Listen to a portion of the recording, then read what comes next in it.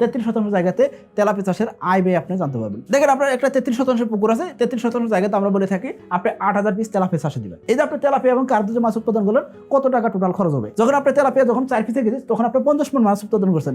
50 গুণন 120 গুণন 40, যেহেতু 40 কেজি 1 মণ, সেক্ষেত্রে 40 গুণ করলেন, সেক্ষেত্রে 2,40,000 টাকা আপনি কি করবেন? খরচ করবেন। 2,40,000 টাকা খরচ করলেন, 3,30,000 টাকার আপনি কি করলেন? মাছ বিক্রি করলেন। তাহলে আপনার লাভ হবে কত? 90,000 টাকা। এই হলো আপনার 50 মণ মাছ বিক্রি করে আপনি 33% জায়গা থেকে 90,000 টাকা লাভ করলেন 4 মাসে।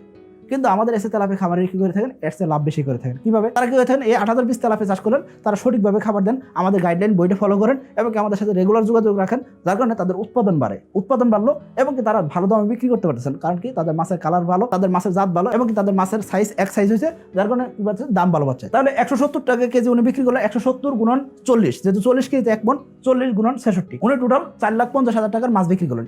আর সাথে কার্গোতে মাছ বিক্রি করছেন 40,000 টাকা। এই হলো টোটাল 4,90,000 টাকার উনি মাছ বিক্রি করলেন। এখন কথা হলো এনে খরচ কত করবে?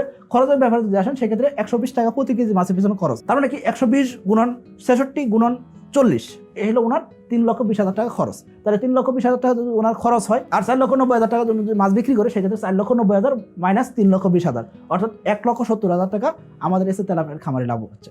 অর্থাৎ উনি 4 মাস অন্তর অন্তর 33% জায়গা থেকে 1,70,000 বা 1,50,000 টাকা লাভ করতেছেন। আমাদের এসে তেলাপিয়া চাষি কি করতেছেন? 3 লক্ষ থেকে 3,20,000 টাকা ইনভেস্ট করতেছেন, উনি নিজে পরিশ্রম করতেছেন, যার কারণে দেখা যাচ্ছে ওনার লাভের পার্সেন্টেজটা আগের খামারের তুলনায় কিন্তু দ্বিগুণ হয়ে গেছে।